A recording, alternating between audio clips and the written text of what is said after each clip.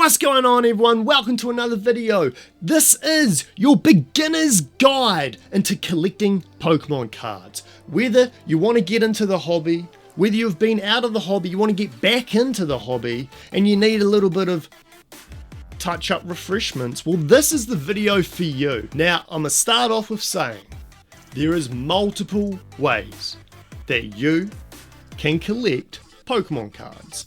And that is entirely up to you which you choose. Whether it be you want to collect cool cards because you see your friends or people you know pulling them, you want them, go for it.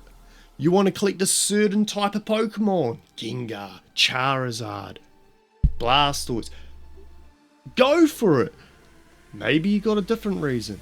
Maybe you want to start completing all the sets that come out. Maybe you just want to start somewhere in the hobby. Maybe you want to collect sealed product. Maybe you want to collect Pokemon for investing purposes. That's fine too. Whatever you choose, it's up to you. Make sure you stick around to the end of the video.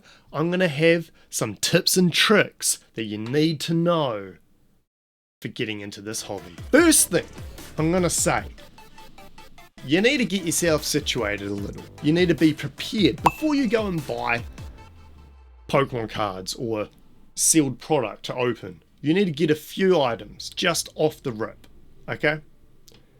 Simplest, easiest to get is going to be one of these.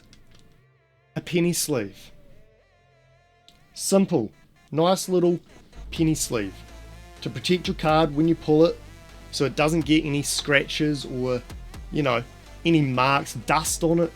Man, dust can easily scratch these cards. So you can get your card and put it into a penny sleeve, and there you go. Should be looking good. The next thing you can get yourself is one of these. It's called a top loader. This here is going to protect your card even more so than just the penny sleeve. So you get your top loader, you put your card in it, just like that. There we go. Beautiful. Now this is going to protect it from getting bent. Some of these have UV protecting as well, to keep it from the sunlight. You don't want your cards fading. That'll destroy them value wise and just looks wise. But this top loader is going to protect it in a bloody good way. You can get different weights. That's up to you. And then once you've gotten all of them, you need to get yourself a binder, okay? Get yourself a binder so you can protect your cards. You know, you can get some good binders. You can store so many cards. That's going to keep them protected. You can get yourself simple binders like this, you know, which are a little bit open, or you could spend a bit of money. You can spend a bit more money and get yourself a fully enclosed binder, where this one has a zip that goes all around and then opens up. This one, for instance, opens up to just pure magic.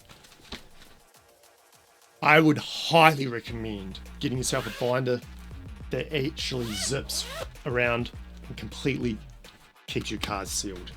That's the best way to protect them. Final thing, it's not super important, but get yourself a playmat.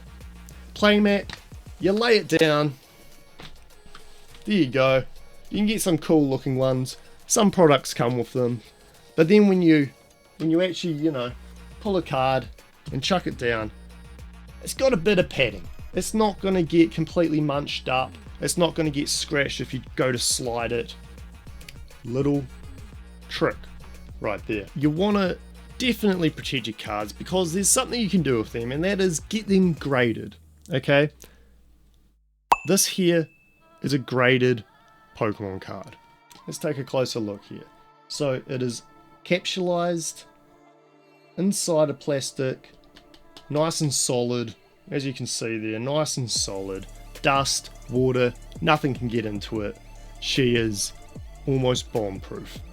Not just that, it'll give it a grade based on the condition and how perfect the card is, which will also help towards value. Okay, so if you are investing, this is a great way to maybe boost the price of the card, or if you just want to really enjoy owning the card, you don't want it to get damaged, this would be a good option to get cards graded. Now there's multiple grading companies out there. There's PSA, that's probably the most used. There's then Beckett, there's CGC, and then there's probably ones more local to you. But yeah, grading is a great way to collect Pokemon cards. You probably want to choose what you want to collect, okay? Whether it be sealed, cards, sets, whatever. But once you've decided, there's a few important things you need to know. If you're going to buy sealed regardless, either to keep, to invest in, keep for a collection, or to open, there's a few items you need to be aware of, right? So you know what you should be purchasing and what's going to benefit you the most. Okay, so we're going to start off. We have the simple booster pack. Okay, the individual booster pack, you can buy them, you go into a shop, you can buy them, where, there's so many dollars and you got a chance to get whatever you want. You can also get sleeved ones. They're the same thing. They're a single booster inside of a sleeved thing. These come from a booster box, whereas these are just more RNG into the pools. You want a bit more bang for your buck? We now have ourselves booster bundles. Okay, now these are great. 6 booster packs, nice, nothing else, just the packs. Very good value for what you get. That would be my top recommendation if you're wanting to open packs. Booster bundles. Next up, we've got ourselves an Elite Trainer box, okay, an ETB. Now these are bloody good. Okay, so they're going to come with a promo card. So there you go, you got something special straight off the rip. Then comes with sleeves, comes with stuff to play the game as well if you're into playing the TCG. And then it'll come with so many packs. So yeah, and this is great, also gives you a nice little box to store your cards in once you're done. Okay, then you get a little creative with your buying and purchasing. You can get yourself, sometimes we get special tins that'll come hopefully with a promo card, and then tins. This is just Paldean Fates, so this is solely Paldean Fates, but you can get other tins that house cards from multiple sets. They're fun, also give you a little storage container. Very nice and pure RNG once again. You can also get yourself collection boxes, which most of the time will have promo cards. Now, sometimes you can get yourself beautiful promo cards, and that could be something you're wanting to collect. And if so, collection boxes and the tins I just showed would be perfect. As well as the ETBs. So many promos out there these days. Collection boxes, I must admit, one of my favorite products to open. For instance, this one's got multiple sets. It's got a promo. Most of the time, the boxes look beautiful. This one's actually from my collection. I love me a little bit of Dragonite. Okay, now another product which I do not have on hand is blister packs. You can get like 3-pack blisters, 2-pack blisters, which is basically a bit of cardboard, some cards sealed in plastic. No tampering there, so that's good. They also have promo cards and individual packs, and mostly from different sets, so that's bloody good too. But now it brings us to the final, the Mac Daddy, the big kingpin, as they would say, a booster box. If you are wanting to open packs, to pull cards from a set, you don't mind forking out a little bit more money up front, this is going to benefit you more. Overall, all the packs is 36 are going to be cheaper if you buy a booster box. Also, you got 36 packs. Come on, tell me. You want this, right? You want this, because you were going to pull something. 36 packs, bloody good. Booster boxes, they're the premium, they're the ultimate. Wait, I've just remembered, there is one more. And now this is probably for the more sealed collectors. But, give me a moment. The ultimate collection box. Well, yeah, it basically titled it Ultra Premium Collection. Now these boxes, they are where it's at. If you're collecting sealed, this is what you want. If you want to open packs, this is what you want. For instance, this one comes with 16 booster packs. God damn, 16. Not just that, you get 3 promo cards. One of them's a gold card, so, you know, hey, good luck if you can get one of these. Buying single boosters is fine. Okay, but I wouldn't recommend it. I suggest buying a different product, a sealed product, just to avoid any tampering. There's a little bit of tampering, there's a little bit of dodginess in this hobby. Unfortunate, but it is there. All I can say is, when you do buy something, buy from a reliable source, good Pokemon sales shop, you know, a store that you go frequently, get to know the people even. Okay, now we're going to talk about where to get Pokemon cards. There's multiple stores out there that are going to be selling Pokemon cards. Now, it's up to you which ones you want to go to, but I've got a little bit of other advice here. What I would do is find out your local communities within the hobby.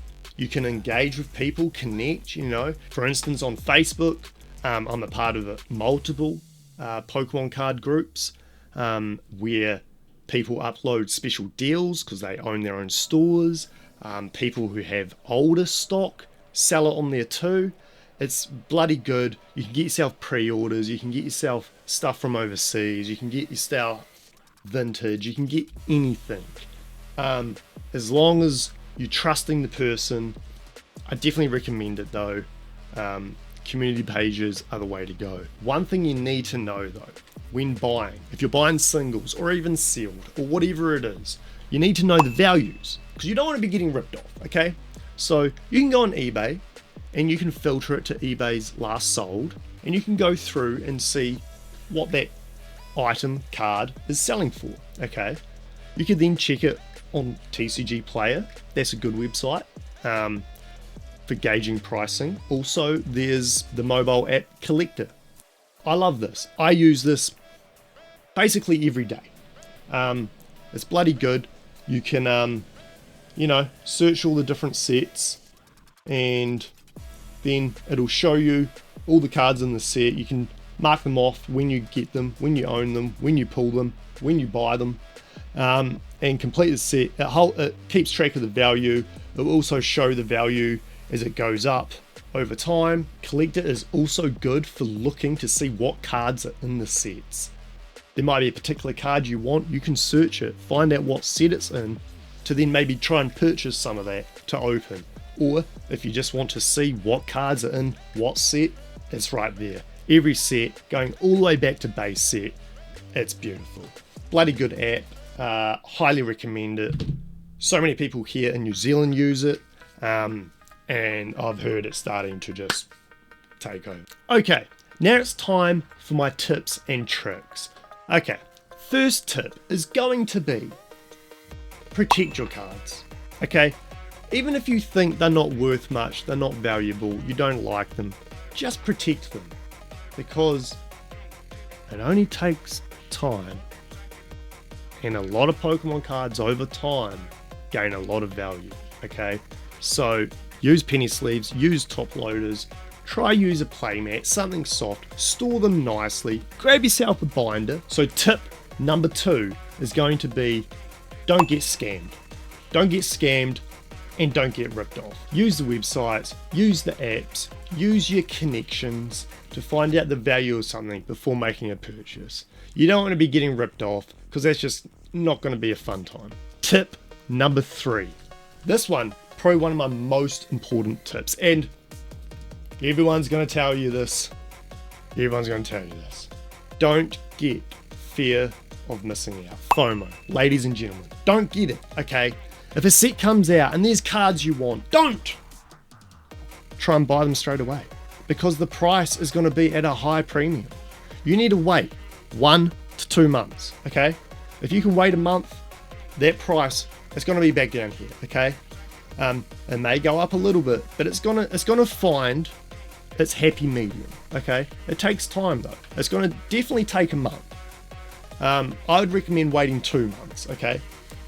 Sometimes you do have the opposite effect where a card will just shoot right up, but you know, that's just what it is. But I would say do not rush to buy individual cards once a set has just been released. Give it some time before spending the money. Tip number 4. Everyone's going to tell you this as well. If you're after a specific card, buy it, okay? Don't try and pull it. Don't try and spend lots and lots of money on booster packs to try and pull this card. You're going to end up spending way too much, okay? I highly recommend just buying the card. It's going to save you a lot of money in the long run.